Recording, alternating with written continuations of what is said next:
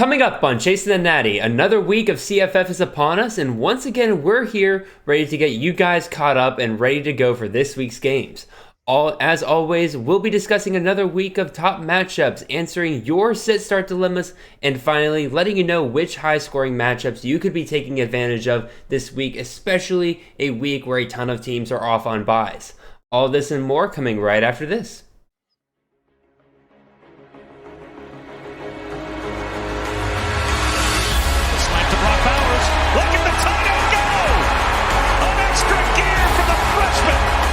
Zappy looking to Jared Stearns, who makes the catch and scores. What a burst! Trayvon Henderson, as advertised, touchdown Buckeyes! This is Chasing the Natty, a college fantasy football podcast.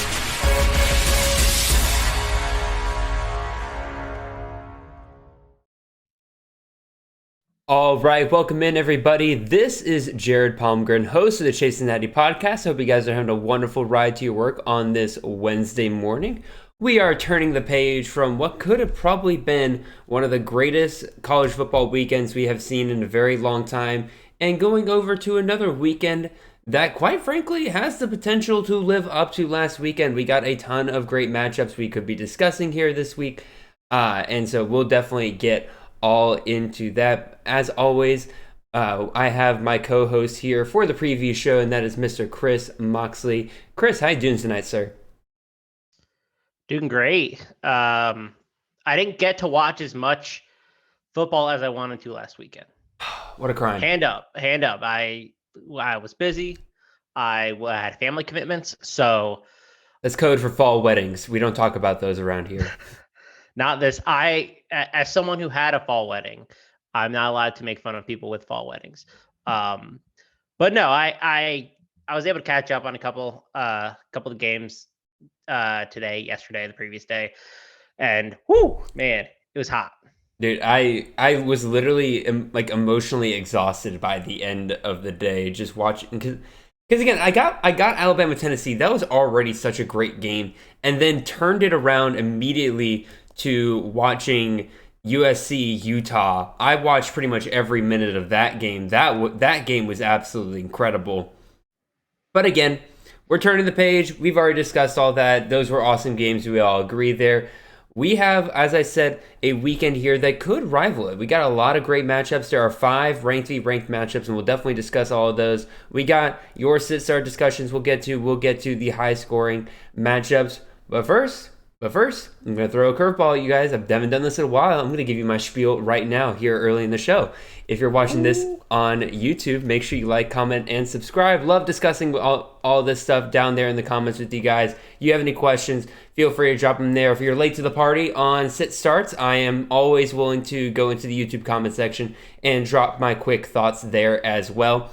If you're listening to this on podcast, make sure you follow us, give it a 5-star review, and leave a written 5-star review if you can. If you're listening to this on Apple Podcasts, which I know a lot of you are listening to this on Apple Podcasts, and not nearly enough of you have taken just 2 minutes out of your day to write just a quick little nice note or a little constructive criticism. I am not so vain that I cannot take a little constructive criticism. Speaking of which, I really appreciate all of you guys who filled out our survey in terms of how to improve CTN moving forward. Mox, I will send you and Nate a summary of what we got out of the survey. Lots of great suggestions from you guys. That survey is still up. I still have it pinned on my Twitter account. If you guys, again, we don't have the contest going on anymore. We did have an announced winner on the last show. If you haven't listened to that, maybe you are the winner there. We have sent out an email to you. But if you want to just go and leave your thoughts real quick, again, just follow me on Twitter. I'm at CFF_Jared. You can find it as my pinned comment. Again, it is like a very quick survey, like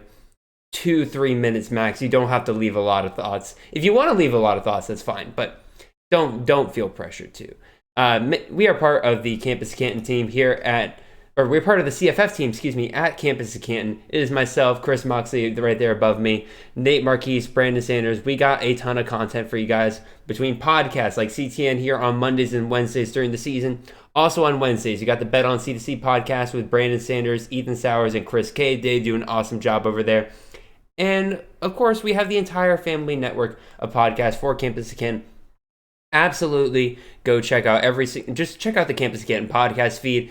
There's something for everybody there. We also got articles. Nate Marquise is constantly putting out great articles. Chris Moxley puts out articles. Ethan Sowers and Chris K are putting out great betting articles. Absolutely go check all that out. And Chris Moxley has been rocking it with the CFF weekly rankings. He has been putting out every single week. They have been awesome, and I have been using them to help me with some of my sit start stuff as well. Last but not least, Chris Moxley, I believe that we have a contest going on at Campus of Canton right now, if you want to explain that to the folks. Yeah, we do. So we are giving away 3 jerseys currently. Jordan Addison, ever heard of him? Bolitnikoff winner last year, not a big deal.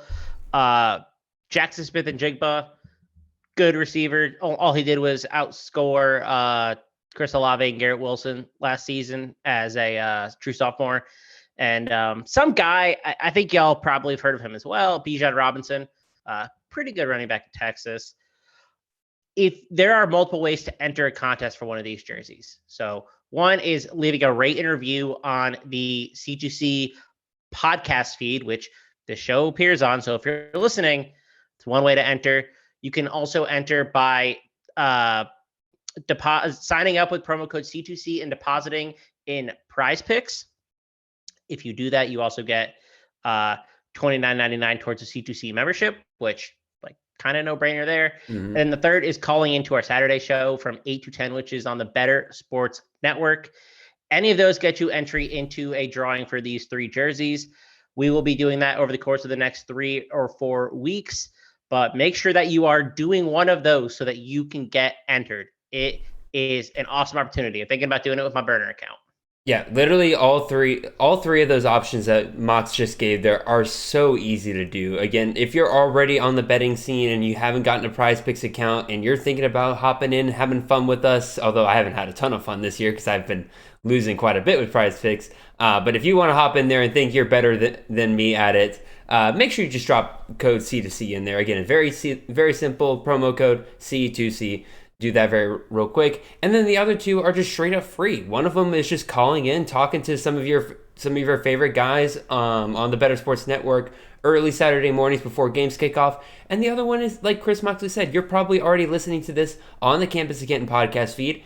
Just stop it, pause it real quick. Actually, you don't even really need to pause it. Just go into the podcast app, go down to the very bottom of the podcast feed, and you can enter a 5-star review, or really whatever you want to leave right there. I'm not going to force you to leave a 5-star review. Would appreciate it. But even still, just leave it right there and that'll enter you to win. Yeah, that pretty much is it. I think we can start talking about some of these upcoming games here, Chris Moxley. Last weekend, we talked about it. It was an incredible weekend. Pretty much most of the ranked versus ranked matchups lived up to their name. There wasn't any there weren't a ton of true blowouts in them. Obviously, Michigan got away from Penn State. Syracuse handled NC State without Devin Leary pretty well. But other than that, we had some really incredible games. I'm kind of expecting some of the same this weekend. And we don't have to go in the order of the show sheet here. In fact, I'm not going to because I really want to start off with this first game here. A battle out in the West, the Pac-12. Number 9, UCLA at number 10, Oregon. This is the 3:30 game.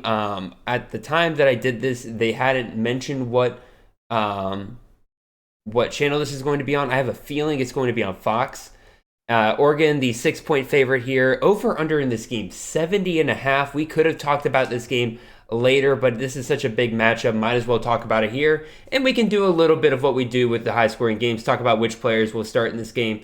But first of all, Mox, what is your overall thoughts in this game? This is a spot where UCLA could tell us whether or not they're legit. They've impressed me, especially their defense, because I didn't think their defense was very good. They're a little more physical than I thought, and they're honestly just a more impressive unit. Like, I think their defensive line is pretty good. Oregon has been scoring a lot. Ever since the Georgia game, they've kind of just gotten things right, played really, really solid football. So I'm pretty interested to see what UCLA does in this matchup. I think Oregon's going to win, but if UCLA wins, I mean, a 7-0 UCLA team is a really, really interesting fixture, especially in the college football playoff landscape. We have this game set on our tailgate show for Saturday. I still haven't decided which way I'm going to go on this because I think everything points to, like the point spread kind of says here, everything points to the fact that Oregon probably wins this game. I think they're a really good team. I think they're much better than what we saw in week 1 against Georgia. Again, they've just really been on a roll pretty much ever since then, scoring about 40 points a game against these Pac-12 defenses. And I really think this is a game where both teams could hit 40 points. I don't think I would be surprised by that at all.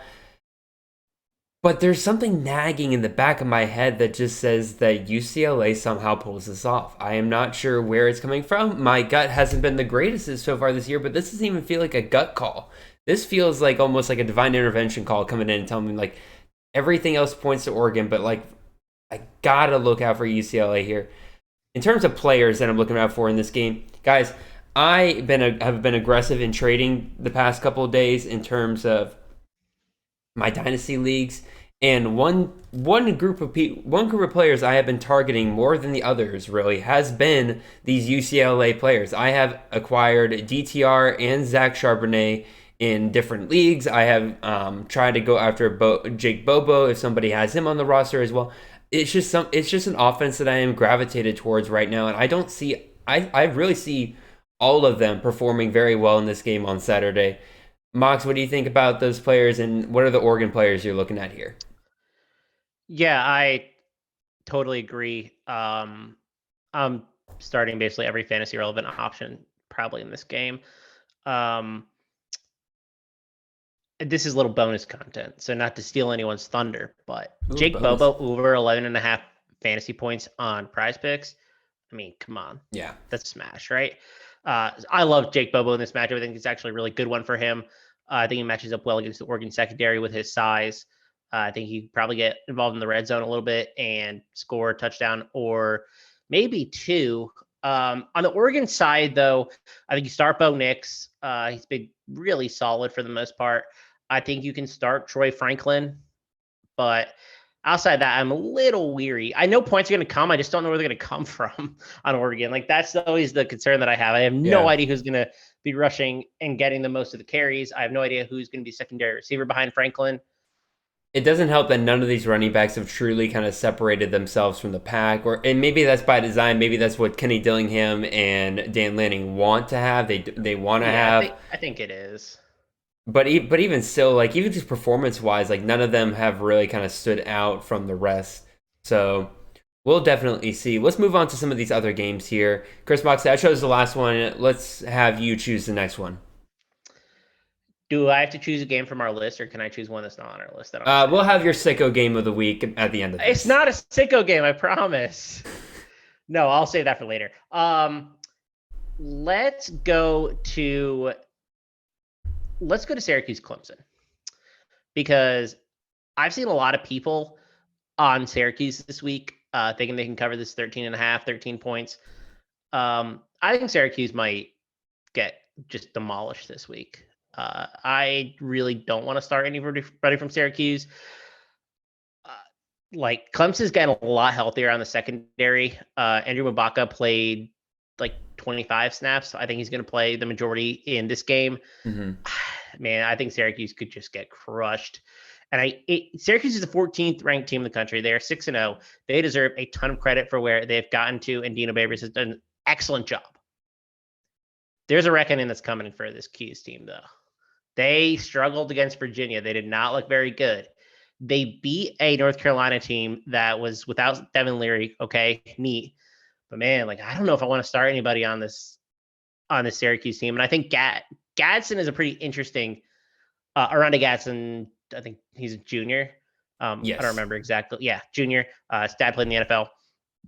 But yeah, I'm a little scared to start anybody at Syracuse. But on Clemson, I think you could start DJU because Syracuse is without, I don't know if it's their best corner. They have a really good corner duo in Deuce Chestnut and Garrett Williams. Garrett Williams is probably not going to play this week. I think DJU might have a pretty good game. I think you can start Will Shipley as well. And I don't know which receiver I want to start, but I'm leaning towards Antonio Williams. I would say Antonio Williams emerges is a one. Really, really looking good recently.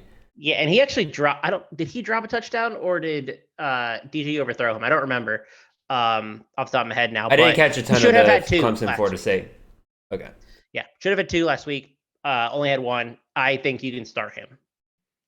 Yeah, I mean, let's talk about DJU for a second here, because again, this was somebody that a lot of us really kind of wrote off last year. But Mox, what do you think his ranking on the season is for CFF QBs is right now? 18. He's QB 10. Huh. He is a top 12 QB. He has performed extremely, extremely well over the past couple of weeks. Like, he hasn't had a game below 27 points in the last 4 weeks. He has been quietly having a really, really good season. I got to give a lot of credit there because I really had written him off. And even when he was performing a 20-point basis the first couple of weeks, I'm like, okay, that's probably not going to last. But maybe Tony Elliott truly was the problem here. Maybe him performing well in the first game of the week or first game of the year kind of helped them turn around his performance kind of moving forward here. Maybe it was just a confidence problem all along, but he's looking really, really well. So good on him. I'm kind of with you on the Syracuse players. Again, I mentioned this before. Part of it is the fact that Clemson's defense has had a lot of health issues, but regardless, they're not quite the shutdown defense that I was kind of treating them coming into the season with. They have given up plenty of big plays. They've given up plenty of points on a week in and week out basis. Again, you're right. Partially that is on the fact that they don't even have their real starters out there, but this is a Clemson team that should have the depth to be able to slow down some of these offenses they've been facing. They haven't quite. So I'm not scared to start guys like Garrett Schrader if that is truly one of your better options on your roster, because I do think they're going to find points this weekend. I would say you don't start them with confidence. Same with Sean Tucker, same with Aronde Gadsden. Again, if they have been your guys that you have been relying on week in and week out, no reason for me to say that you can't start them this week. But I'm kind of with you in the fact that like this does feel like a game where Clemson could very well awaken, and we can see the Clemson of old that we've been waiting on. So I have Garrett Schrader ranked quarterback 59, and I have Sean Tucker ranked running back 52. Harsh. For what it's worth. Yeah, I actually have Gadsden the highest of all of those. He's a top 20. He's wide receiver 22. Just because he takes up such a big piece of that offense, and he has size that I think they might struggle with a little bit. Fair enough. Alrighty, let's move on to a different ranked v ranked matchup here. Let's go to Texas, Oklahoma State. I think regardless of what happened the last week between Oklahoma State and TCU, Texas was going to come into this game as the favorite. They have been red hot. They've been performing very well. A little bit of a slow start against Iowa State last week. I was actually legitimately concerned for Texas there for about a good quarter. Second quarter, they kind of lit it up a little bit. Iowa State clamps down on them a little bit more in the second half.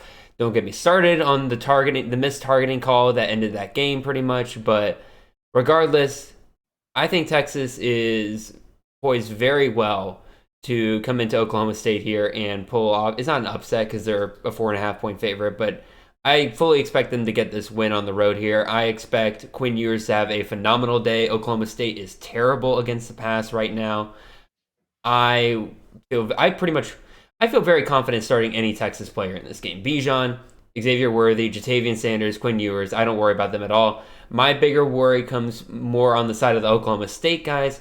Spencer Sanders, how much of him did we really get last week? Because again, there are rumors that all of a sudden he might not be playing. Then he does play. He looks good for the first quarter, but then really things kind of shut down later in that game. He had his lowest completion percentage I think he's had in like over a year. I think his completion percentage is like 40-something%. Really, really off day for him. So does that continue this week against Texas, which has a pretty decent defense in the secondary? And then, of course, you have the constant rotating outside wide receiver option for Oklahoma State. Who's that going to be on a week in and week out basis? And then Dominic Richardson, I like him a lot, I really like the volume that he gets. But we'll talk about him a little bit more, definitely in some of these sit-start conversations, because y'all have a lot of questions about that as well. But Moxley, what do you think about overall this game? Nothing to add from Texas side. I'm pretty much in alignment. honestly saying from the Oklahoma State side, Spencer Sanders is hurt, and I'm pretty sure he's hurt, which means that you're not going to get the same rushing upside. I don't like Dominic Richardson. Like, I am on the record saying I don't think he's very good, and I didn't rank him last. I think we haven't gone a week without you like throwing some shade at Dominic Richardson. I didn't even rank him last week. You did not. He had 13 points, but he's lucky he even scored a touchdown. So I'm just saying I don't think he's very good. So I wouldn't start him in this matchup. Yeah, I don't know who you can start from the Oklahoma State wide receiver room. It's just the total's so high here that some people are gonna work, but man, like in a non-best ball, I don't feel very good. Yeah, I don't really feel good about it either. I'm looking up something really, really quick because I just want to check something from last year before we move on to this next game. But I'll go ahead and move on to it. We'll talk about the Alabama-Mississippi State game. Number 6, Alabama, coming off their loss against Tennessee, going up against number 24, Mississippi State. Alabama, the 21-point favorite here. I think that's fully appropriate. This is about to be ugly for Mississippi State, and I'm trying to look up their matchup from last year because I want to make sure I'm correct on this before I say it. But I remember this game being ugly for Mississippi State. Yep, 49-9 last year, and then 2020, I believe it was 2020, 41-0. Nick Saban, Pete Golding, they know how to shut down the air raid offense from Mississippi State. Do I think this is probably the best offense that Leash has had at Mississippi State? Because this is third year there. Probably, but again, like Alabama has shown they know how to shut it down. If you have any Mississippi State players, I would not touch them this week. I would be finding other options, including Will Rogers. I'm just not playing with that this week. It's a pissed off Alabama team. I don't want any part of that. The real question then becomes, who do you start on the Alabama side? I think Bryce Young's obvious here, but like Jahmyr Gibbs, we've talked about this where like when it's a blowout, Jahmyr Gibbs isn't as productive as he is in a much closer game. We've seen that over the last couple of weeks. Texas A&M, Tennessee, Jahmyr Gibbs had incredible games. All of a sudden, but when it comes to the blowout, he gets less carries. They don't need him as much. They're saving him for later. I'm kind of afraid we're going to revert back to that here against Mississippi State unless Mississippi State just lets him break off for a huge touchdown or two like he did against Arkansas. And then, of course, there's always the wonder of what to do with the Alabama receiving room. There still aren't any real answers there, in my opinion. And I'd say probably the only people I'm confident starting, and I know you hate this other guy, Mox, or you don't really like him that much, but I think he has proven enough this year that he's still a valuable asset. Bryce Young and Cameron Lottie are the only two in this game that I'm really kind of big on starting here. What do you think, Mox? Anybody else really kind of stand out to you as somebody you would start? Yeah, I'll start Jahmyr Gibbs. I'm not honestly as worried about it, in my opinion. Bryce Young, obviously, I think you start. I have Will Rogers ranked as quarterback 32, which, he's still going to get 50 pass attempts. So do with that information what you will. Yeah, but will he get a touchdown?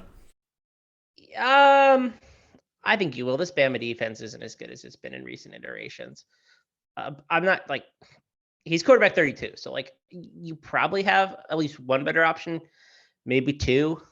I'm not as excited to start Cameron Lottie as you are, though. Like tight end's kind of a cluster, so I understand if you need to start him. But I mean, outside of last week, his high on the season in yardage was 51. His games of 10, 27, 28, 2 touchdowns. Like, I don't really want to start him. He had one big play against Tennessee that accounted for a lot of that. But 27 yards out of his 90. So yeah, it wasn't a huge percent. It was about 1/3. Yeah, that's true. I just remember him streaking down the sideline. I don't know. I'm not like super hyped to start him. I haven't finished my tight end rankings yet, but he'll probably end up outside of my top 12 again. I just don't like his week-to-week inconsistency. But yeah, I don't think you can start anybody on the Mississippi State team confidently, and Will Rogers is only there because of his he'll just throw 50 times. Exactly. The pure volume play. Again, you start him hoping that he'll find a touchdown against his Bama defense. Last game we'll discuss here before we move on to the others. Again, running a little long here, but again, a lot of great matchups to discuss. Kansas State TCU, number 17 versus number 8. TCU, the 5-point favorite here. What kind of game do we get here, Chris Moxley? Because we have seen Kansas State get into real low-scoring affairs, which with, I would say, a pretty decent offense in Tulane. But we've also seen them get into absolute shootouts. We've seen them score 35-plus against teams like Oklahoma. I feel like we lean closer to the shootout here based off of what TCU's offense here. And if that is the case, do we feel comfortable starting the Kansas State players here? Do we start Adrian Martinez? Do we start Deuce Vaughn? No. Maybe yes. I don't know. I don't feel good about starting either. Deuce Vaughn has basically been like in name only a good fantasy asset. Like he has not been delivering what you need, especially in the touchdown department. I would say he can't get the touchdowns. He has gotten the yardage. That has been that's by far the most annoying thing. I mean, the Iowa State game notwithstanding, he wasn't very good there, but like he had let's see. In the last 3 games before Iowa State, he had 80-plus rushing yards in all, or he had 100-plus receiving and rushing yards, 0 touchdowns in all 3 games. That has just been one of the most annoying things, and Adrian Martinez is fully to blame there. So is that enough for you, Mox, to just say, I'd rather just find another option elsewhere, even though he's clearly getting the volume, clearly getting the yardage you want? It's just he's just gotten unlucky in the touchdown department. I have him ranked pretty low this week. Let me see. I have him ranked RB 38 this week. I'm low, very low on Deuce Vaughn. Yeah, I'm a little harsh, scared. So okay, but if you think this is a shootout and you're low on Deuce Vaughn, that must mean you're pretty high on Adrian Martinez here, right? I just don't think this is going to be a shootout. Okay. I think it goes under the total, actually. Kansas State plays really slow football. I'm not sure they're going to score a lot of points, to be honest. What's the over in this game? Is it like 59? 59. Yeah, which means that Kansas State's implied team total is like 24? 24 is the math right. 24, 25. Probably more along the lines of like 26, 27. Yeah, well, I'm not that good at mental math. And totals aren't out yet, so I can't rely on it. But that's not a lot of points. Like, it's not a shootout in the like. I don't think they're going to score more than 30. I think they're going to score under 28. So, I mean, I'm not that confident in projecting high-end finish for anybody on this team, to be frank. TCU is a different story. I think you can start both Max Duke and Quentin Johnston. I say Quentin Johnston. He's in week 3. Gotta start him. Can't sit him at this point. He's heating up. And then I don't really want to start Kendre Miller, but I think I don't know how many better options teams are going to have. Mm-hmm. Alrighty, enough talking about the games. So let's go ahead and get over into these sit-start discussions. That is a good chunk of you why you are here. So let's get into these. We got 2 quarterback questions, 2 running back questions. Surprise, I'm going to give y'all 3 wide receiver questions. This is part of the reason why you should be following me on Twitter, because I put out a poll earlier today. Because we had so many good questions this week, I decided to let you guys decide which position was going to get an extra discussion tonight. And so you guys voted by a pretty good margin for a 3rd wide receiver discussion tonight. So we'll give that to you guys. We got 2 flex questions, and we gave you guys 2 tight end questions with a little bit of prodding I needed to give you guys on that one, because some reason y'all just didn't want to give us tight end questions this week, and poor Chris was crying in his closet. I had to go over to his house. I had to bring him out. I had to give him a big old hug. Got him his little teddy bear named Pookie. It was bad, y'all. It was bad. All right, so we got the tight end questions. We'll get to those later, but let's start off with these quarterbacks. First one up here. This one comes to us from Steven on Twitter. He is asking, Quinn Ewers going up against Oklahoma State or Jaden Daniels, quarterback at LSU, going up against Ole Miss? Jaden Daniels has been starting to get a little bit hotter. He has had multiple 25-plus point performances lately. His legs have really kind of come in handy. I kind of understand why you are kind of looking at this and saying, like, okay, it's a very close game. I believe the point spread on this game is a pick'em between LSU and Ole Miss, so they're expecting plenty of points in this game, and we'll get into that a little bit later here. But to me, this is a start your stud situation. Quinn Ewers has shown now that he's back from injury that he is that dude. He is a guy who can elevate this Texas offense. He has tons of weapons. He's got Jatavian Sanders. He's got Xavier Worthy. He's got Jordan Whittington, who's all right, but reliable. And then you have a great pass catching running back in Bijan Robinson and Roschon Johnson. Don't sleep on Roschon Johnson. That's another pretty good weapon Texas has got there. They're going up against Oklahoma State, who's 126 against the pass. Just look at what quarterbacks have done to them over and over and over again this year.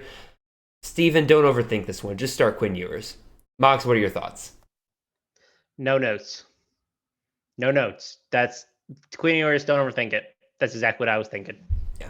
Again, if you were in a tougher situation, I do think Jaden Daniels is a pretty good start this week. I think he is. I think it's a fun grab off the waiver wire if he's there, and if you're really stuck, go ahead and play him this week. You could get a lot of points out of him. But again, don't overthink it. Start your stud here. Moving on here.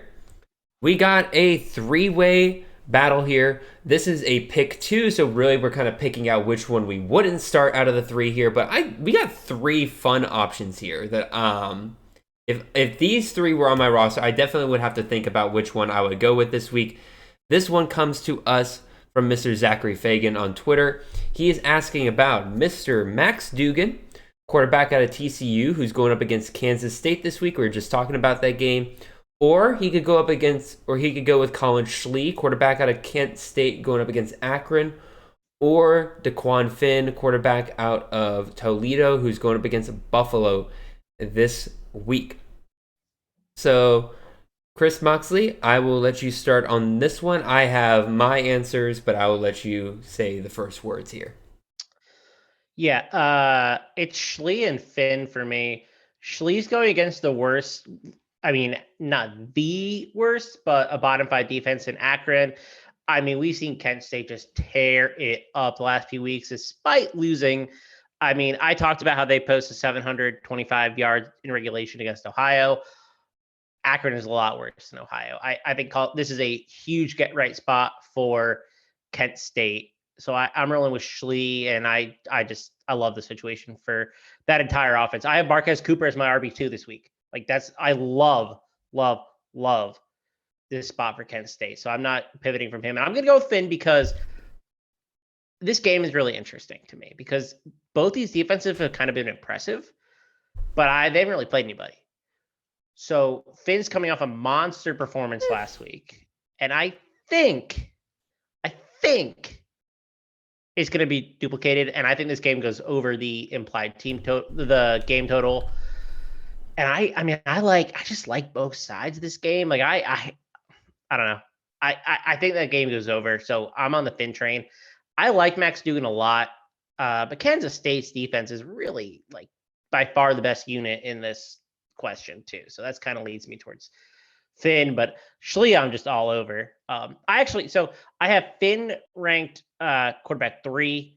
I have Schlee ranked quarterback 12, and I have Duggan ranked quarterback 20 or 19. So that's how I have it currently. All right, first disagreement of the night. Let's go with this one. All right, Schlee is an auto start here out of this bunch. Obviously, he is going up against the worst defense here. He's an absolute stud. Don't overthink his performance last week. I don't care that he only scored 24 points and he didn't score you the 35-40 you were looking for that we have promised you.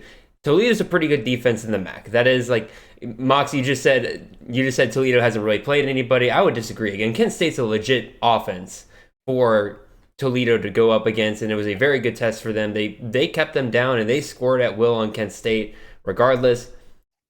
But Schlee's the obvious pick here out of the two. I am rolling with Duggan over Finn.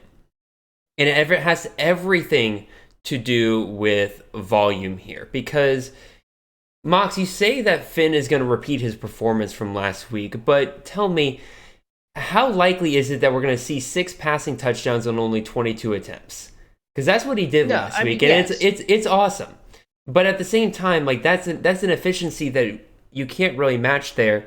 And over the last 3 games, these two are going up against very similar passing defenses, at least in terms of just raw numbers. Duggan's going up against the 55th passing defense. Finn's going up against the 52nd passing defense in the country. The big difference for me here is that Duggan is getting 10 plus more touches per game over the last 3 games than Daquan Finn is. Duggan has gotten 43.67 touches per game in the last 3 games. Meanwhile, Finn is sitting there at only 32.67 touches per game. I think I'd rather roll with Duggan. We're both in agreement, Mox, that out of the 2 teams that in Kansas State and TCU, we both trust TCU to score points in that game. The difference is whether we think Kansas State will or not. And Max Duggan is going to be a big part of that. Again, Kendra Miller are obviously going to be a thorn in your side there a little bit, but he's going to be a huge part. He's got his own rushing ability. I would trust Duggan more in this scenario. And again, I love Finn. I started him last week in a spot start. It was the greatest thing in the world for one of my leagues. He was absolutely awesome. He's going to kill it in action. All 3 of these guys are startable options in any given week, but if you're telling me between these 3, I'm going to go with Schlee and Duggan. Final thought on this real quick. I pulled up my grades of each secondary. I have Kansas State ranked as the 6th overall secondary, and I have Buffalo ranked as the 54th overall secondary. So I'm a little scared of the Kansas State side of this, which is hence why I lean Finn. But we both, I think TC is going to be able to score. I just don't know how much of that's going to be Duggan. So that is our disagreement so far. That's our disagreement. So, Mr. Zachary, listen to both of us and decide who do you think is more convincing. So, next question we got going on here. This is one that there's no way this wasn't going to make it on the show, not only because I think it's an interesting question, but there were a lot of people who commented underneath that they really wanted to hear this discussed. And I'm like, you know what? If that's an easy way to get onto the show. If you get people underneath you saying like, hey, I would really like to hear this question answered. This seems pretty interesting. And it is an interesting question. This one comes to us from Justin Nottingham, our good friend, longtime friend of the show.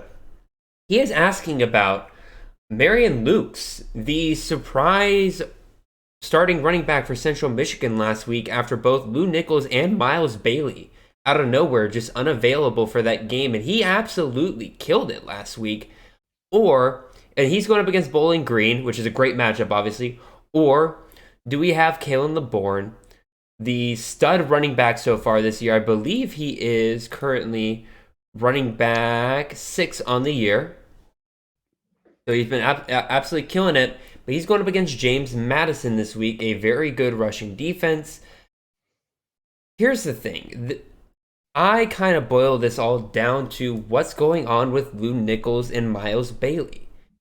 Because if both of those guys are out again this week, which again, it's going to be so difficult all week long to figure out what's going on with that situation, then Marion Lukes is the easy start here out of the bunch because it's just a much better matchup.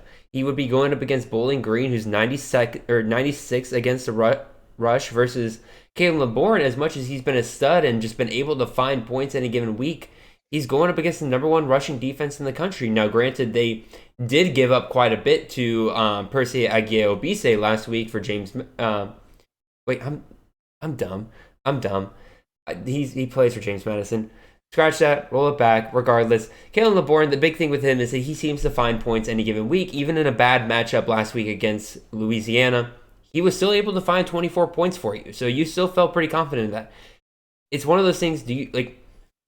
If Miles Bailey or Lou Nichols comes back this week, I will be very hesitant to play Marion Lukes because, again, that regulates him back down to RB2 or RB1 versus LeBourne, who is the clear number 1 running back for Marshall right now.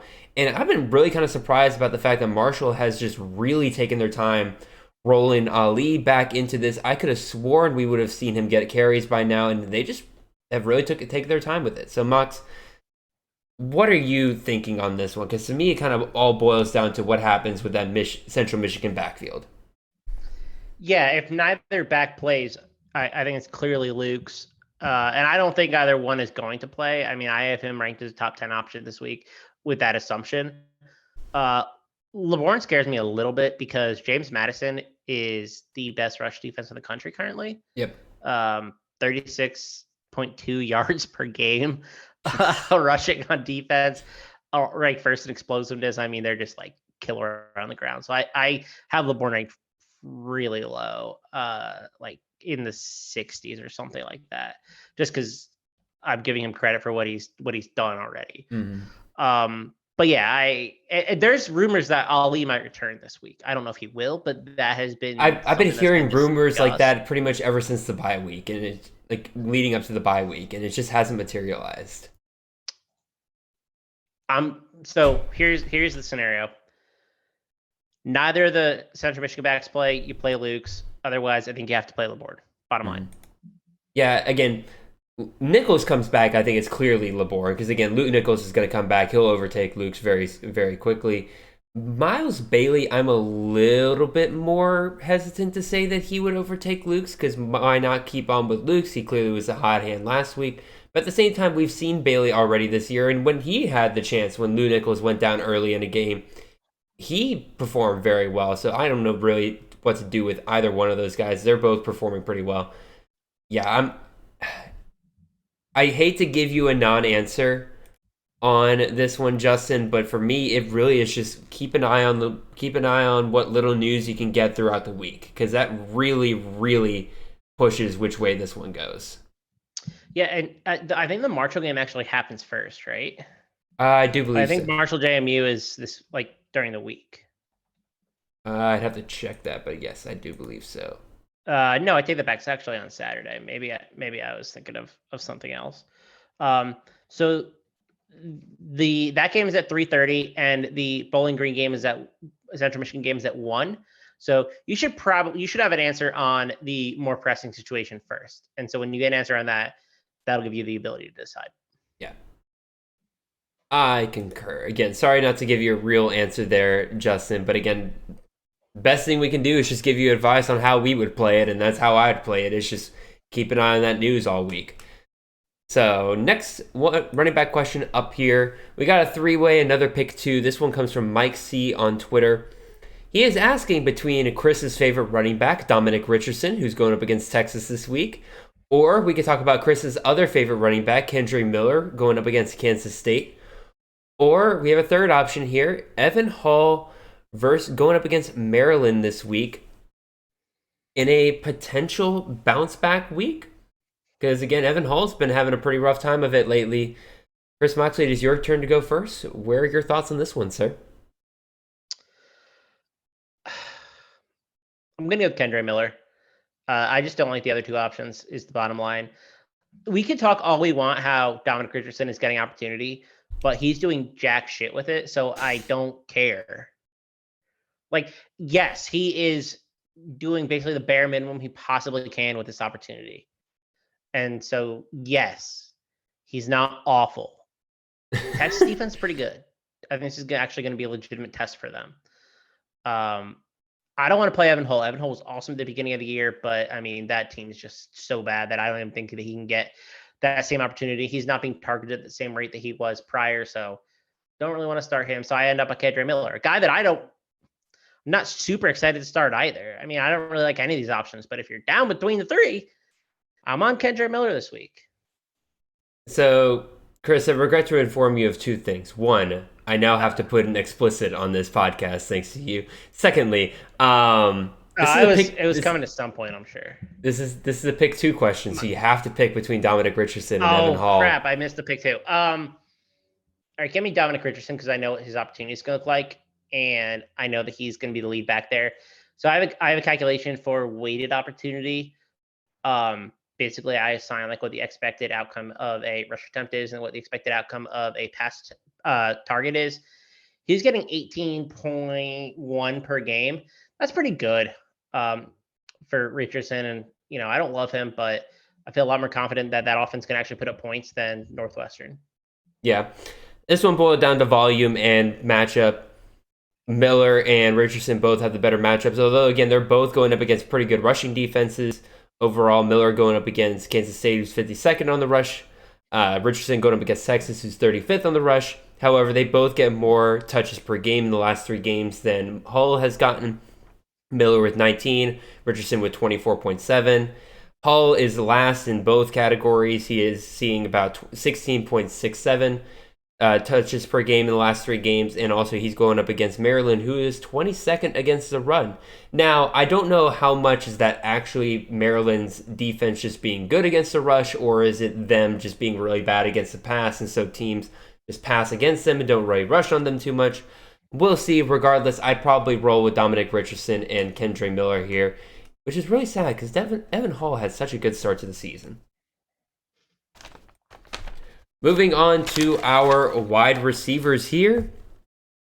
This is an interesting one because we got 2 players from the same team here. One of which has a lot of speculation kind of going into it a little bit. And then we get a Liberty wide receiver just kind of thrown in the middle of this, which I just kind of love. Of course, I'm talking about Julian Fleming, the wide receiver out of Ohio State. He and his compatriot, who's also in the question here, Jackson Smith-Njigba, both going up against the Iowa defense this week. And then to tag along, we have Demario Douglas, the wide receiver out of Liberty, who is going up against BYU this week. First of all, minor victory lap here. I said all offseason that Julian Fleming would be a viable fantasy option for Ohio State this year because he is a starting wide receiver. And guess what? The last 4 games, he has seen 15 plus fantasy points in every single game because that is just what he does every game. He's not Emeka Egbuka or Marvin Harrison, don't get me wrong, but he has been Mr. Consistent in that offense and has been nice to see. But the question is now, what happens with Jackson Smith-Njigba coming back out of this bunch? Last time we saw Jackson Smith-Njigba, he came back for 1 game, but I think he had 3 receptions for 21, 26 yards. It was not an impressive outing, very clearly still limited. There's a reason why he stayed out for the next couple of games after that, clearly still nursing something. This is all speculation to me, because if Jackson Smith-Njigba comes back and he's fully JSN, there's an obvious answer here. You play Jackson Smith-Njigba. He's the best wide receiver easily out of this bunch. But you run the risk of him just having another day like he did the last time that he was out. Now, I feel like Day wouldn't do that again. I feel like he really wants it to be with JSN now. If he's back, he's back. If he's not, we keep him out because he's too valuable down the line for us to mess something up here. So the word is we see him play this week. I'm going to roll Jackson Smith-Njigba out of here. And again, Demario Douglas, that Liberty offense is not the same right now without Caden Salter. Jonathan Bennett's fine, but Douglas's touchdown opportunities have gone way down ever since that QB switch due to Salter being out. I'm not really considering him here. I would say I would roll Jackson Smith-Njigba out of this bunch. Mox, where are you going with this one?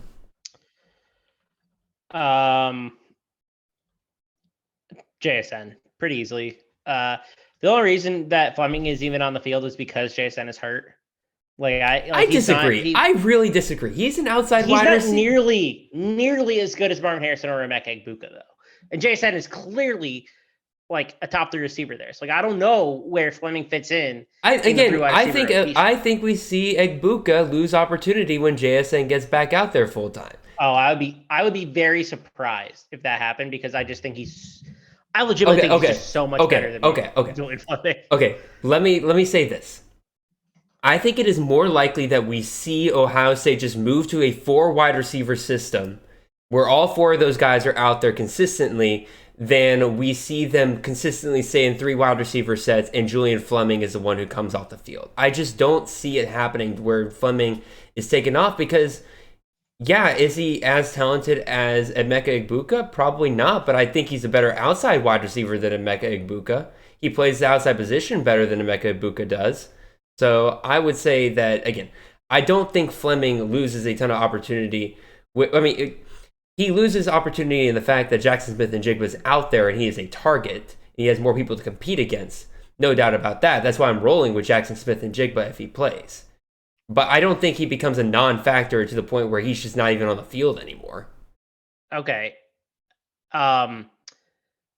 Julian Fleming over under 14 points per game average the rest of the season.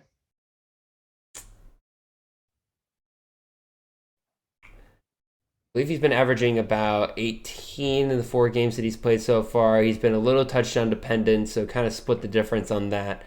Probably brings you right about 15 increased opportunity. I'd say I'd take a slight under, but I do think he's up there. Okay, 13 points. 13 points. I take the over. I think it's gonna. I think it's. I'm on right the under here. This is. Write this down. All right. I'm okay. I'll write it down. We're revisiting this season end. Okay. All right. Julian under Fleming. 13 points per game, average per game, rest of the season. 13.5. PPR or non? Yeah, sure. Okay, PPR. PPR fantasy points. And then we're just gonna say week 8 on or total season? Week 8 on. Okay, week 8 on. Again, just trying to make sure we get the bet down here. Make it clear what the terms and conditions are here. So again, just repeat. Julian Fleming under 13 points per game average in PPR formats from week 8 on. Cool. I will double check that at the end of the season. So, feeling a little nervous, but I think you might have hurt yourself a little bit there with the PPR just a little bit, but we'll see. I just don't think he's gonna be on the field very often. So let's see. Anyway, back to the question here again. By the way, this comes from Brad Liebfried. I forgot to mention his name at the very beginning here, but Brad, I think we're both in agreement. Regardless, just roll the dice on JSN this week because if he is out there playing full time, he's going to be incredible for you. Moving on to our next wide receiver question here. This is a fun one because again, I get these questions from people in leagues that do this, and I think it is finally time that we kind of bring this up in terms of how to deal with this. We're talking about a question here from Rebel Football on Twitter, and he is asking about Jalen McMillan, wide receiver out of Washington, who's going up against Cal this week, or do we go with last week's Player of the Week, Jalen Hyatt out of Tennessee, going up against UT Martin, but in Rebels League, they have a 20% reduction for players going up against FCS opponents. First of all, that's a crime. I hate that so much. I hate leagues who do that because there are FCS opponents that are better than a lot of G5 opponents, and that division doesn't shouldn't change how you play fantasy football. But I digress.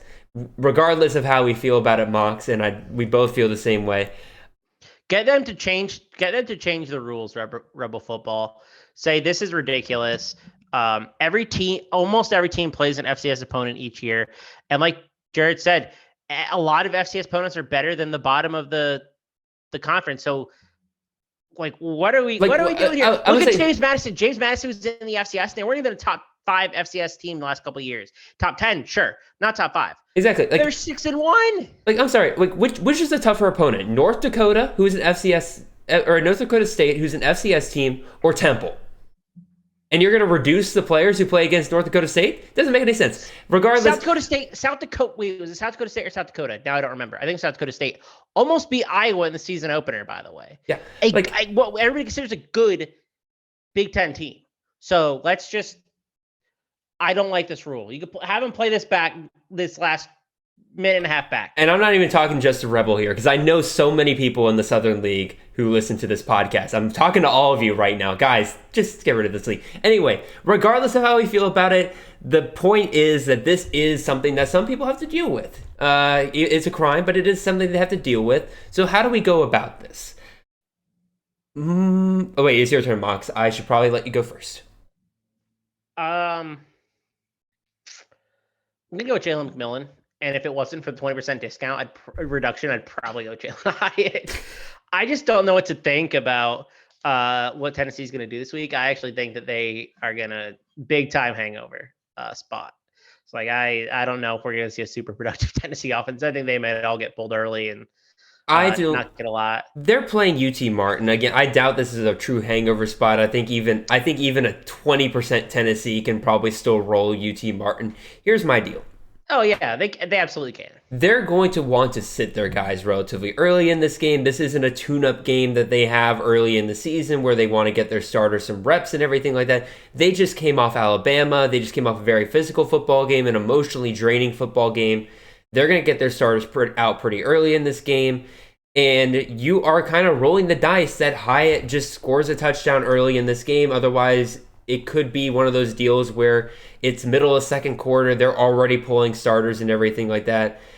He might be good for probably one really big play, but if you don't get that, you're screwed, and you're even more screwed with this 80% discount here. I'd rather just roll with Joe McMillan, get my full allotted points that I deserve out of this. He is still a very good wide receiver. He is getting 8.67 targets over the last 3 games per game. And Cal is a defense that can be taken advantage of. McMillan should be able to find a touchdown somewhere in there. I would roll with McMillan out of this bunch. Even without the 80% discount, I probably still would roll McMillan out of these two. Because again, the matchup is just one that I think that they're going to take Hyatt out early. Yeah, I agree with that. McMillan's opportunity has just gone down a little bit more than I wanted it to. He's just being used in roles where he's not going to have a high catch percentage. So converting is a little tougher. But yeah, especially in this format, I mean, you got to go with McMillan. I hate this rule, by the way. Just fire. In case that wasn't clear. In case that wasn't clear. Yeah, just fire into this one. All right, and moving on to our last wide receiver question, our bonus wide receiver question of the week. This one comes from Austin Smith. He is asking between 2 wide receivers from very good passing attacks this year. We got Keelan Stokes, wide receiver out of Tulsa, going up against Temple. Or we have DeCorian Clark, wide receiver out of UTSA, who is going up against North Texas.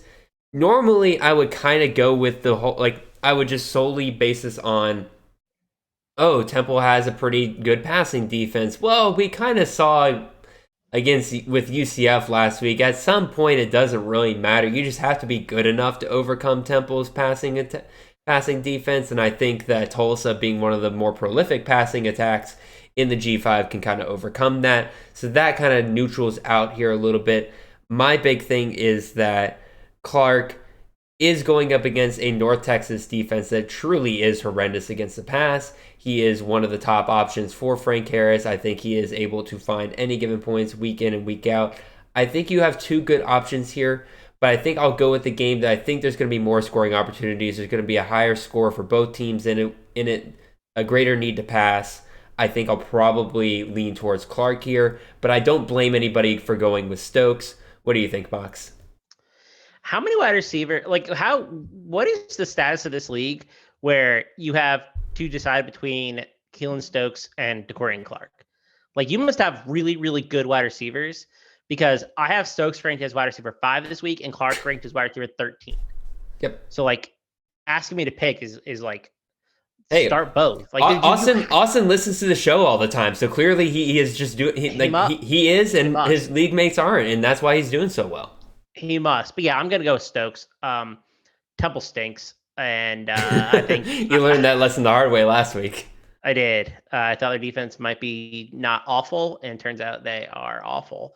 But yeah, I mean, this is so close for me. You have to be in a very specific circumstance to not start both of these players, in my opinion. So if I am choosing between one, I will go with Stokes, because I just like the way the Tulsa offense operates and how big of a piece of that offense he is. So, but both top 13 wide receivers. So almost every situation you're starting them. Yeah, if you want a true tiebreaker here, Austin, I'll throw out the fact that Stokes is seeing about 1 target more per game over the last 3 games than Clark is. I think that's a pretty good tiebreaker right there if you're really looking for something. So let's move on to our flex options here. This one comes to us from Ty Myers. He wanted to point out this is a half PPR league. He has decided between freshman phenom running back out of California, Jaden Ott, versus going up against Washington this week, or our good friend Julian Fleming is back going up against Iowa, or we're talking about Dominic Richardson, running back out of Oklahoma. I would say, Chris, man, we're talking about all your favorite players tonight, dude. This is great. I believe it is your turn too to start here, so let's hear it, Mox. Which one of these are you going with? This is Jaden Ott. I'm just not overthinking his performance last week. The Washington defense is so bad. I had a great first 17, 18 minutes of the game, and then kind of the game script got away from them a little bit against Colorado. he's so involved in both phases of the game too. Just a really good pass catcher. Was using that way a bunch earlier in the season. The big thing with the other two players is I don't think Julian Fleming is going to be on the field a whole bunch, which we just reiterated earlier. But I don't like the matchup for Dominic Richardson all that much. I don't want to rehash it, but I think you go Jaden Ott here. I'm not overthinking. I just don't think you want to overthink Jaden Ott this week. I think that coming off a bad matchup, you're tempted to kind of look elsewhere, but I wouldn't. He is my RB10. Like, I have confidence in him this week, and I don't have Julian Fleming ranked, I don't think. And I ranked like 140 players this week, so kind of tells you how I feel about him. If it makes you feel better, Mox, I definitely threw out Fleming, the first one out of this bunch. Again, like I like Fleming out of this bunch, but again, to me, he's clearly the third best option out of this bunch. He is not somebody I would start if these were my options. Iowa's secondary is really good too, so this isn't like he's going to get garbage time rotation. Like, they have a really good secondary. I think Iowa is one of those teams where, like, yes, they have a really good secondary when they're facing an average team, but like for an offense like Ohio State's, you have to be a certain level of talent to reach it. I just don't think Iowa is that level of they're truly going to slow down the Ohio State passing attack. Like, I'm starting CJ Stroud everywhere without question. Like, I'm starting Travion Henderson, and I'm starting Marvin Harrison, JSN, wherever I can. Because I don't think I agree with that. I mostly just say that because I think instead of scoring 50 points, I think Ohio State's going to score Ohio State's going to score like 31 points. Yeah, probably. Which, I mean, that doesn't leave a lot on the bone for secondary options like Julian Fleming. Is I guess the big argument that I have. Yeah, fair enough. And then that leaves me with Ott and Richardson. I'm going to go Ott here as well. Again, they're both going up against pretty good rushing defenses for the most part, but again, it's one of those things where I can see the Washington Cal game just getting higher in terms of scoring opportunity for both teams, even though Ott is seeing less touches per game over the last 3 games than Richardson is. As we kind of reiterated on the show a couple times, Richardson's not very explosive. Ott can be explosive. Ott can be a game changer for this California offense. He is a very big part of it. I'm going to roll with that guy, the guy who's going to see a good chunk here. So I'm going to go with Ott. I'm going to agree with you, Chris. Yep. I don't think we're having this conversation if Ott didn't have a down week last week either. I agree. So now, again, it was a very rough week to have a down week because, again, that Colorado rush defense is literally one of the worst in the country. So it was just kind of a shock for a lot of us, but still. Can we talk about that game real quick? Sure. I know we're running a little long, but Colorado stormed the field, by the way, after beating this Cal team. Because they hadn't won a game. 1-5 on the season. Just throwing that out there. They stormed the field. That is how bad Colorado is currently down. To be fair, though, when you're that bad, I don't blame you for storming the field. Anyway, that's just sad. We got to keep rolling. We got another pick 2 here with flexes. This one comes from my favorite name to say on the show, and that is Big Papa Pump.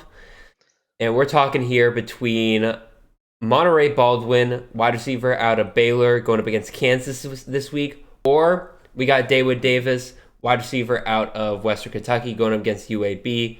Or we have Percy Agie-Obise, running back out of James Madison, going up against Marshall. Baldwin, let's talk about Baldwin. If you're starting him, you're relying on one great performance from 2 weeks ago where he went 9 targets, 7 receptions, 174 yards, and 2 touchdowns. That's a great line. Don't get me wrong. And this matchup's great. It's Kansas. It's 125th passing defense in the country. Whoop-de-doo, that sounds awesome, but you have no way of knowing that Baldwin will be the dude they rely on this week. We just saw, what's his name? We talked about Kevin Holmes? We just saw Holmes go off this past week. We don't know which way Baylor's going to go with their wide receiver. He's the clear third out for me here, even though I don't love the option or the matchups for POA and Davis this week. I will also say Davis, I've noticed a lot of people really kind of questioning Davis now because of his down week this past week. Y'all, receivers have bad weeks. let's not forget what Davis had done up until this point. He was a guy that was seeing 8+ targets in every game for Western Kentucky up until this point. Last week, only 5 targets, only 2 catches. It was a bad week for him, but it's one bad week. We start seeing multiple bad weeks in a row, then we get concerned. I'm no problem starting him this week, even though I don't love the matchup against UAB. The implied team total for Western Kentucky this week is still 30, though. And I think Davis will be a big part of that. And then in addition to that, POA, yeah, Marshall is second in rushing defense in the country. I don't love that. But once again, team total for James Madison is implied at 32.25. I feel pretty good about that. And I think Percy Aguiobis will still be able to perform pretty well with that. So out of this bunch, I'll roll with Davis and Aguiobise. Mox, what do you think? Yeah, this is the pick 2, so it's easily those 2. Yeah. I'm so glad I didn't have to pick between Davis and Aguiobise, though. Yeah, I actually really like both this week. And I wouldn't worry about Davis either. I think that's kind of a little overblown. 10 targets over his last 3 games. He's still averaging 17.2 fantasy points. I mean, no reason to panic now, right? Like he's fine. He's a big piece of his offense. UAB is a good secondary, but he's certainly a better pick than Baldwin is. And to clarify something with Mox real quick, Mox meant 10 targets per game over the last 3 games, not 10 targets total over the last 3 games. Yes. So, 30 targets over his last 3. Yeah. Just clarifying, because I was going to say, like, man, 10 targets in the last 3 games does not sound impressive. No, it's 10 targets per game over the last 3 games. Yeah. Yes. That felt obvious when I said it, but just clarifying for those out there. 3 targets per game. Yes. Good call. Real quick, or not real quick, let's move on to Moxley's favorite position to talk about, because we have beaten up so much on this poor man tonight. We have to get these tight end questions in. And we're going to first talk about, this one comes from Kyle Jackson on Twitter. He's asking about Jatavian Sanders versus Oklahoma State, or we could go with Mason Fairchild, the new tight end out of Kansas, going up against Baylor. This one's no contest to me, Mox, but you go ahead and give your thoughts because it is your turn. Okay, I think your known contest is going to be on the same page as me. Yeah. What is with this Mason Fairchild hype? He's had 2 good games, and then everybody. He had a really good game last week. Don't get me wrong. He what was it, like 6 for 106 and a touchdown? Yeah, he scored like 25 fantasy points. Yeah, the week before he had like 3 for 80 or something like that. Come on, people. Like, just pump the brakes for a second. Like, don't overreact to a single week. I feel like half the questions we're getting here, people are overreacting. Yeah. Just take the whole season in. Think a little more critically, is all I'm going to say, right? Like, not everything is a week-by-week approach. And so, Fairchild, yeah, awesome game. Really excited. They put it on the Oklahoma defense. The Oklahoma defense stinks, and it's definitely a tougher matchup against Baylor this week. But Jatavian Sanders has 3 straight weeks of really solid production, 4 touchdowns in those last 3 games.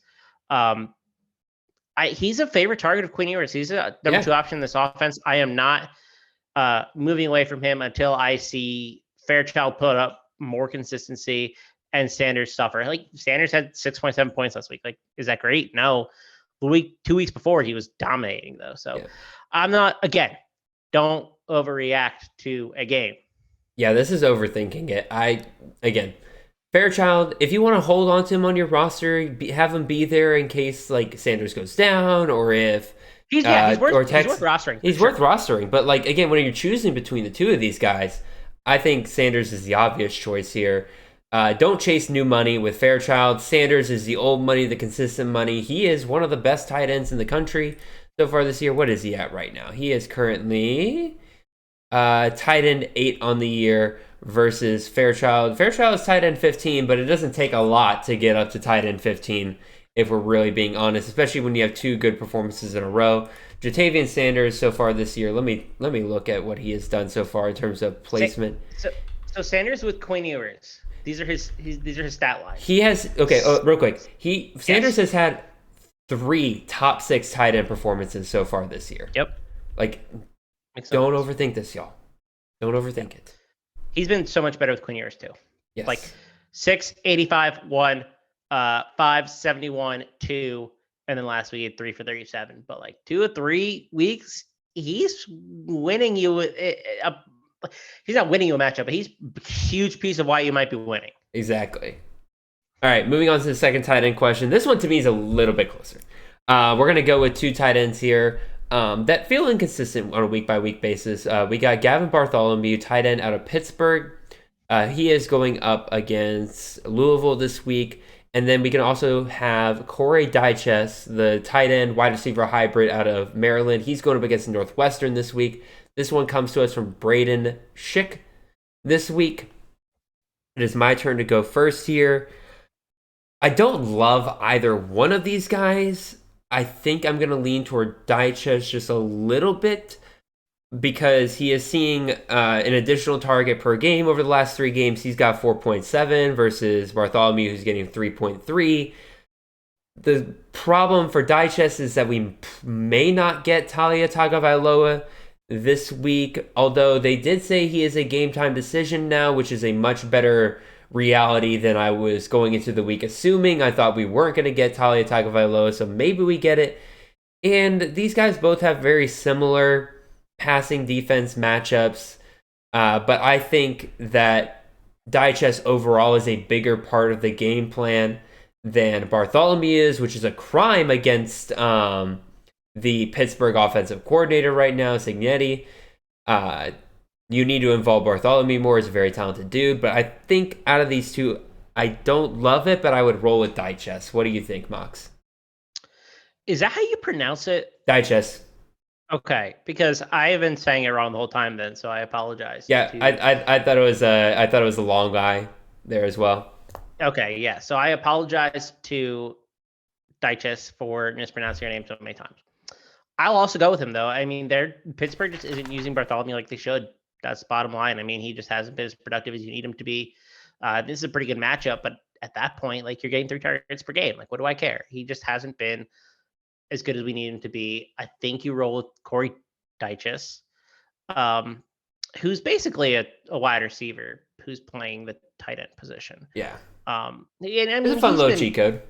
Yeah, he's been really solid this year. I mean, he didn't have a great game against Indiana, missing Tulia, I should say. But the week before, 4 for 106 and 2, he had a game 54-60. Started the season with 632 and 1. I mean, he's been really solid. Yeah. So I think you can start him. I think Bartholomew isn't in this conversation if he didn't have so much preseason hype. Yeah, probably. Because like he was a guy that a lot of people were on, and I was on him too. I drafted him in quite a few places. So joke's on me. But I think with the information that we've had so far this season, I think you roll with Corey Dyches. Yeah, no argument for me there. Obviously, let's keep it moving here. It's gonna be a longer show, but that's okay. We got to talk about some of these higher scoring matchups here this week, and we'll start things off with a little bit of Maction again. Unfortunately, not Tuesday night Maction or Wednesday night Maction, but it's Maction nonetheless. We got Northern Illinois going up against Ohio this week. Over under on this game, 65. Northern Illinois, the 2-point favorite here, despite being 2-5 so far this year. That has to do, I think, a lot with the fact that NIU gets back their starting quarterback this week in Rocky Lombardi. Is that a major thing here, Mox? And are you thinking that Lombardi adds to this Northern Illinois offense to the point where he is startable and expands the startable options for NIU? Yeah, I do. Did you catch this last week? What happened in the NIU game? I did not. Enlighten me.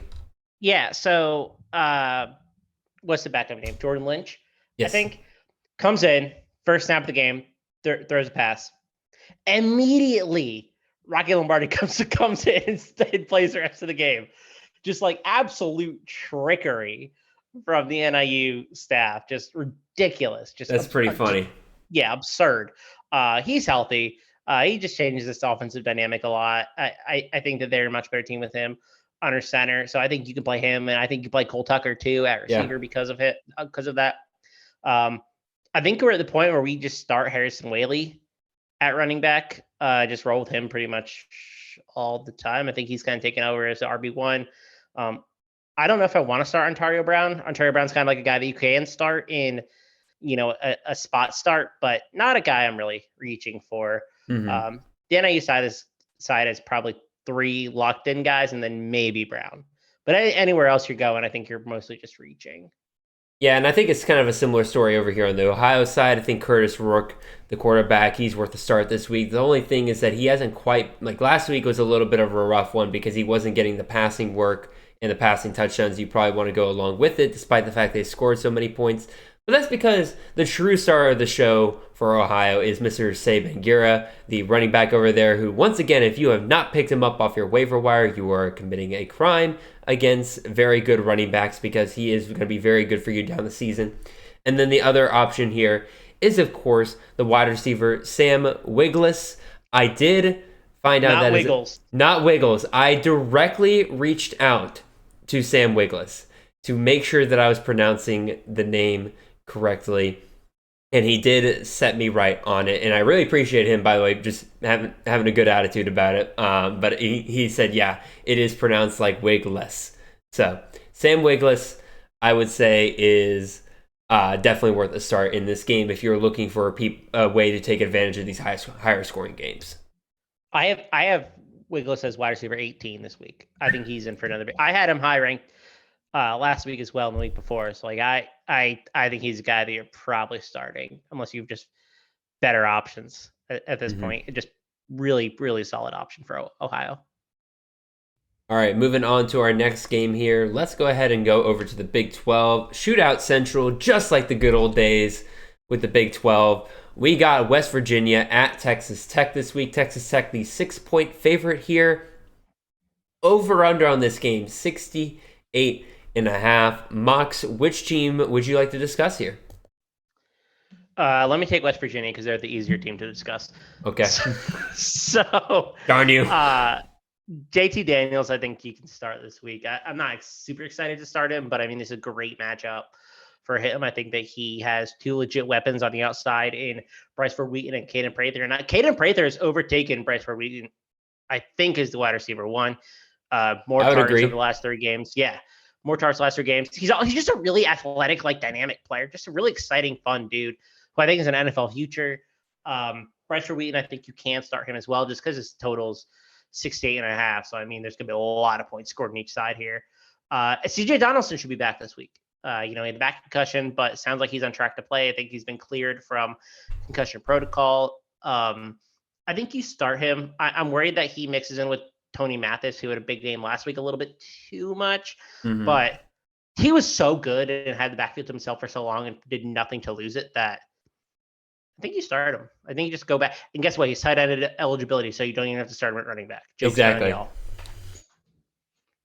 I guess that does leave me over here with the Texas Tech Raiders and how to.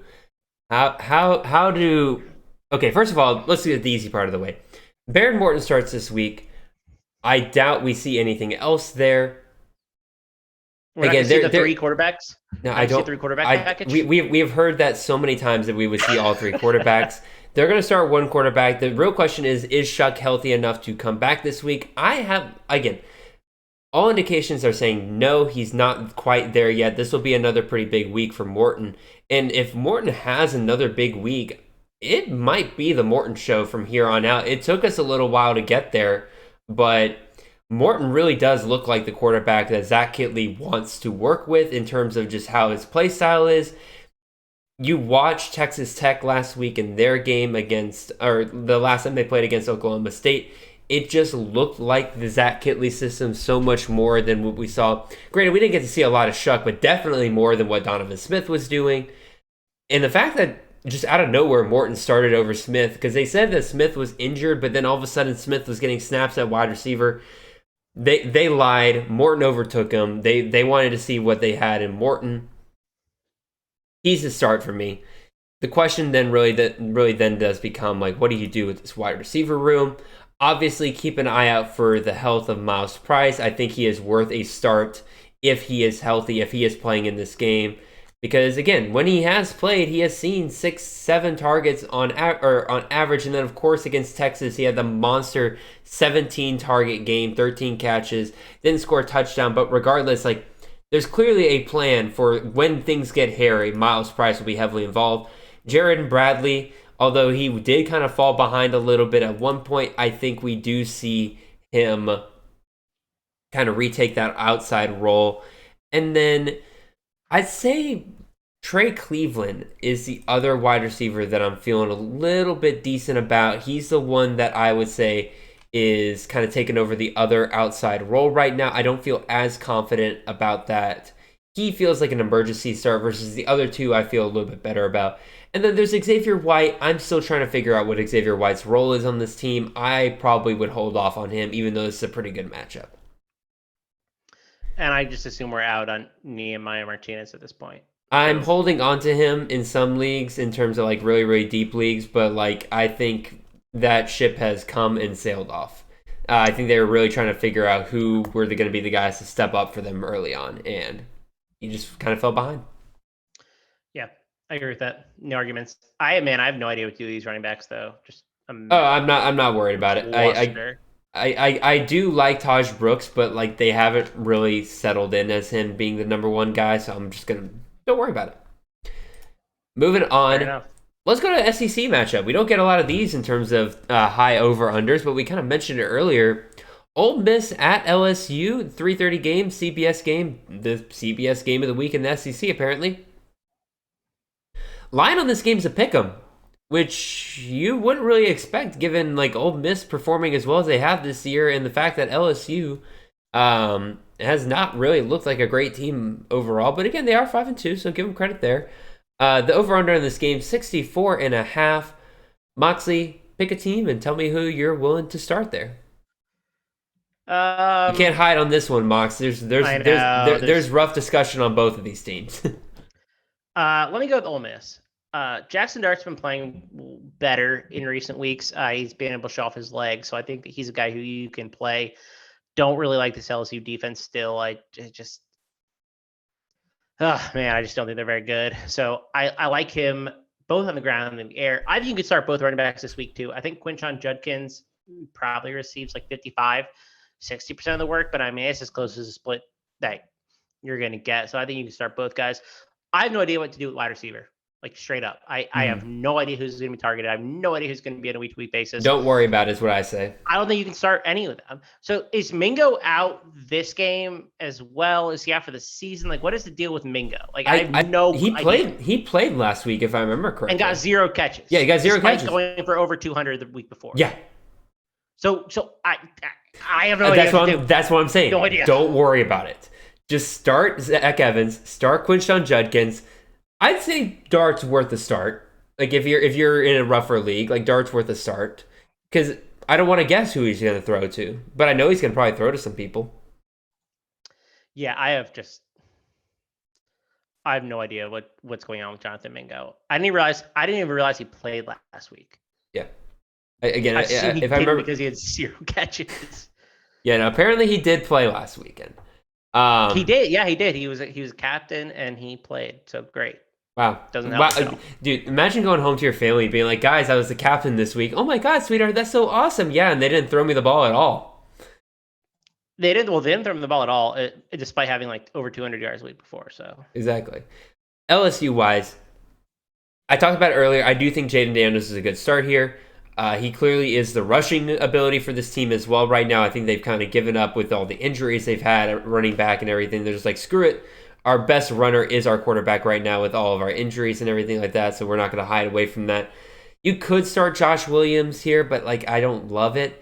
And then if you have to take a shot on one of the LSU wide receivers, I'm going to go Malik Neighbors. He's just had the most targets. He's had the most receptions on the year and everything.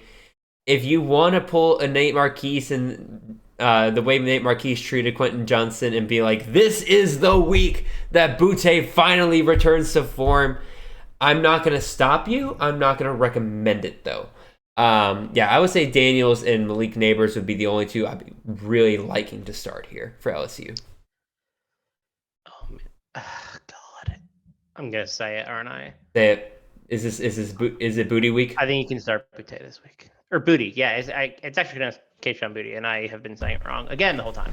I think you start him, man. Like he had over 100 yards last week.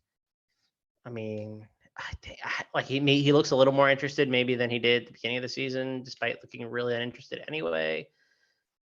I think you might be able to start him. I'm not like obsessed with starting him, but I mean, like you're deep, you're looking for an option, a lot of buys this week. You could do worse. You could do worse. Yeah, so that's my level of confidence. You could do worse. Yeah.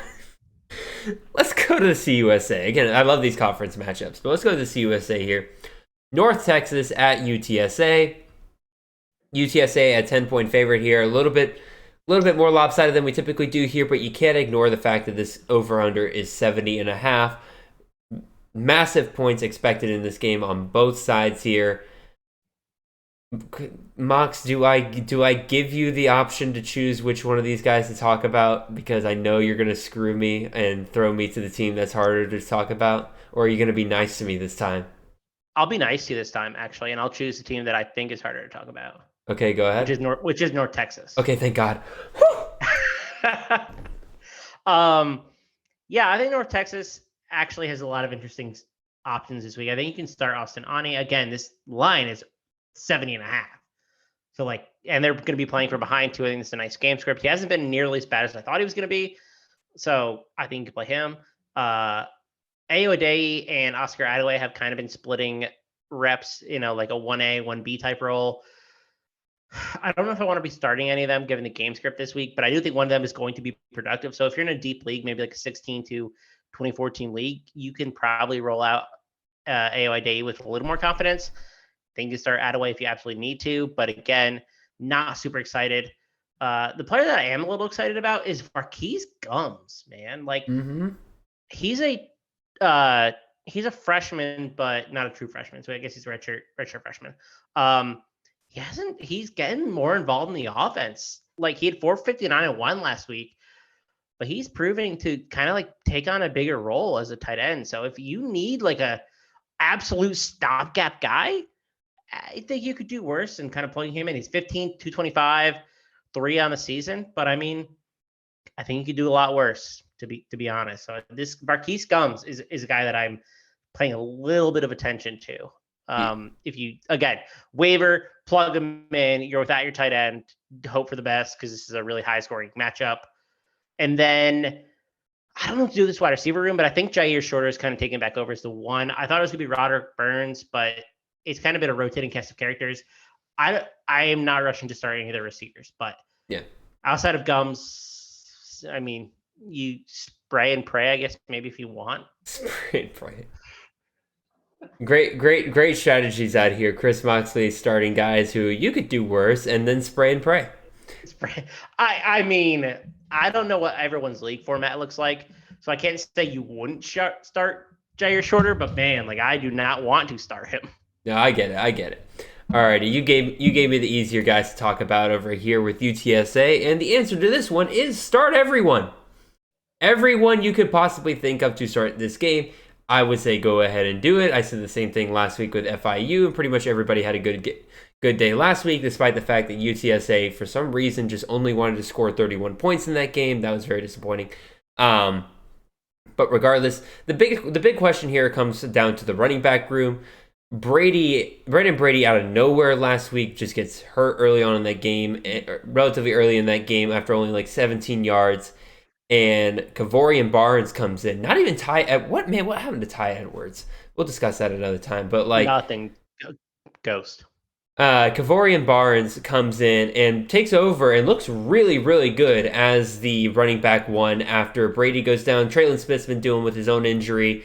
So if both Brady and Smith are still out this week, Barnes is worth a start in my opinion. Because again, this is just an offense that scores points. And if you're looking for guys to just get a share of that pie, you could do, again, I'm going to borrow a turn of phrase here with Mox. This is the theme of the night. You could do way worse than Kavorian Barnes, plugging him into your lineup and just hoping you can get a 15 to 20 point performance out of him. And like I said, Frank Harris, all 3 wide receivers, Clark, Franklin, and Cephas, I think all of them are worth starting this week. I don't think there's any argument with that. So, not going to get one from me. Okay, I was ready for you to argue. No, I have both Franklin and Cephas ranked Clark and Franklin ranked in my top 13. Clark is 13 and Franklin's 12. Okay. They were last week too. I mean, you just roll them out and don't even question it at this point. I think, let me look at the on-season stats so far this year. Yeah, Franklin is wide receiver 6 on the year. Clark is wide receiver 7 on the year. Yeah, I see Cephas a little lower. He hasn't taken on as big of a role recently.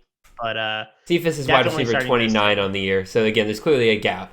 But still, you start Cephas this week. Yeah, I have him ranked wide receiver 41. I'm a little lower on him. But still, wide receiver 41, you're probably starting him regardless. All right, last game we'll talk about here. We're going over the AAC, another defensively challenged conference, which we always get great matchups out of. We got to talk about UCF at East Carolina here. UCF coming off the absolute skull drugging they gave Temple last week. John Rice Plumlee looked like, well, we all wanted him to look like throughout the year. Over-under on this game, 64.5. UCF, the 5-point favorite. So both teams expected to score plenty in this game. Chris Moxley, which team would you like to discuss here, and who are you starting in it? I'll start in the Carolinas, my locale. I'm gonna go with ECU. I think you start everyone that you think you're gonna start.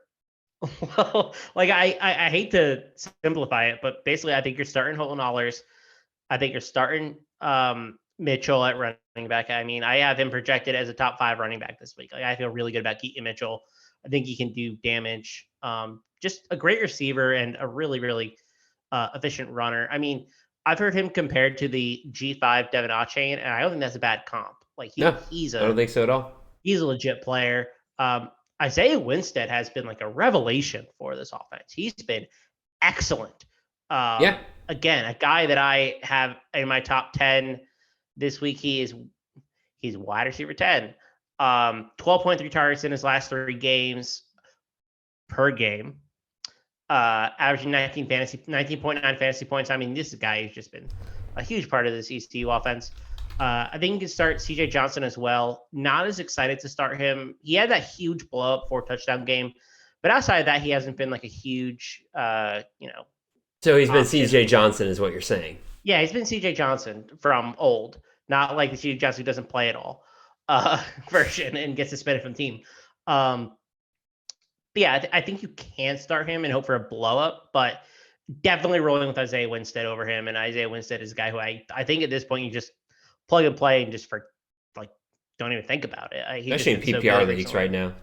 Yeah, what a addition in the transfer portal for ECU. Just a really great addition. The only major knock against him, I would say, is the fact that he just doesn't score touchdowns at the same rate that CJ Johnson does. Like, again, when they get down there, it's clear Allers is looking for CJ. But at the same time, like, again, look in the last couple of weeks, again, 8 targets, 16 targets, 13 targets. 4 weeks ago, he had 14 targets. Like, again, this dude's getting volume week in and week out. He's going to score touchdowns for you eventually.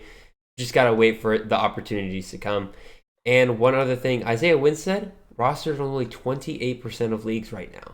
This is a dude you can easily go to your waiver wires right now. And a lot of waivers have already run. Go pick him up, y'all. Just go pick him up. Yeah. I mean, he definitely needs a little bit of some touchdown luck, and I think it'll come at some point.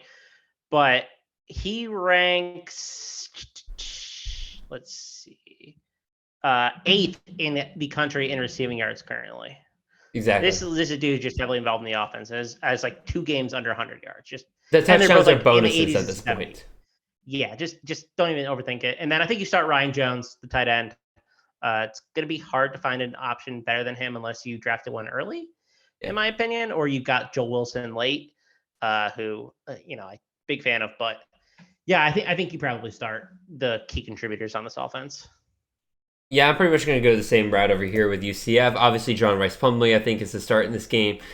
You start Bowser, you hope he gets to 64 yards on 16 carries and probably 2 to 3 touchdowns in there, because that's just what he patented Isaiah Bowser stat line. That is the patented Isaiah Bowser stat line. He is the plotter before he is the bigger plotter than Dominic Richardson is.